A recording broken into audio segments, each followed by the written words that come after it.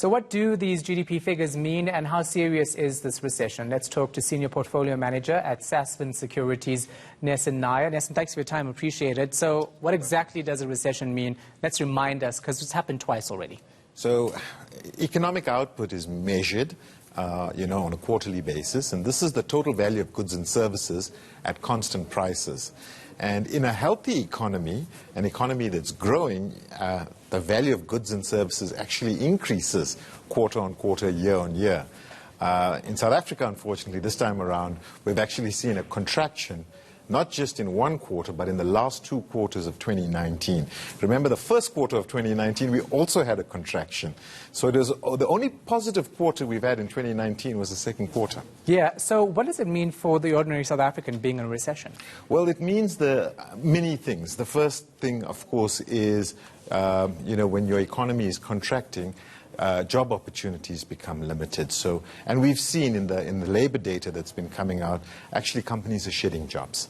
So if you're in affected sectors, for example, logistics or in trade or in manufacturing, the probability of your job security actually goes down, which is not a healthy thing. The spill-off is also on the consumption side.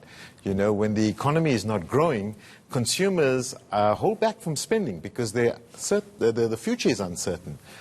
So that affects consumption spending as well, and we've seen those effects filter through the economy in the last few years. And what about investors? Do they get scared by a country being in recession? Absolutely. Investors invest for growth. I mean, that's very much the case. And in South Africa, in the absence of growth, and you can point to a number of things that have given rise to this, but in the absence of companies growing their profits, investors look for opportunities elsewhere in the world.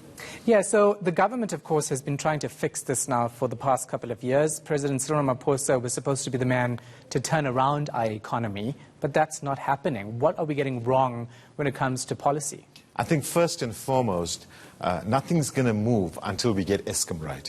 We need a reliable supply of reasonably priced electricity for businesses to have confidence to build new factories and to hire more people.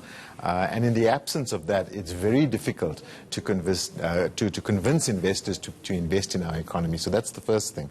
The second thing is there's lots of things on the policy front that the government can do. For example, broadband spectrum is a problem in South Africa. We know we're probably the most expensive country in the world in terms of telecommunications. And a lot can be done on the policy front to ease that burden and to make these services available for people who want to start up businesses and need access to these facilities. The mining side, the mining charter has been going on for a long time. And if you look at industry is not building new mines at a time when, we've got record prices for palladium, for example. There's no new infrastructure going in on the ground. So I think there's lots that government can do to satisfy business that they are invested for the long term. And I think if that comes through, then we could see a significant spike in economic growth. And is there any short-term way of getting out of this recession rut? It's difficult. There's no short-term solutions in South Africa. I mean, one of the biggest challenges our economy has compared to other developing economies is education. Our workforce is not as skilled as some of our peers in other parts of the world. And that's not going to get itself resolved in the near term. That's going to take a long time to get resolved. But at least we're aware of the problem, and so we can do something about it.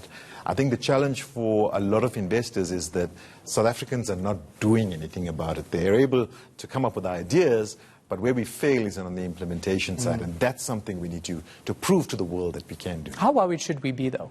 How worried should we be about this happening again? I think, the stock market's been in a malaise now for a long time. And I think the longer it persists, the bigger the challenge comes to try and remedy the situation. So, if we don't attend to these problems right now, where we're sitting with close to 30% official unemployment, things can potentially get worse where that unemployment rate starts creeping up, and then you get social unrest, and then it opens up a lot of different problems that the government would need to attend to. Funding for social security, for example, won't be there because government revenues are not big enough. We saw it in the budget this time around. We've got a 370 billion rand budget deficit. I can remember a few years ago the budget deficit was 160 billion, half of that. So, a lot of this is attributable to the fact that we're not getting the level of economic growth that we need, to sustain the government programs or government expenditure into the next 5 or 10 years. All right, thank you so much for your time and your insight. Appreciate it. That was Senior Portfolio Manager at SASFIN Securities, Nesan Nair.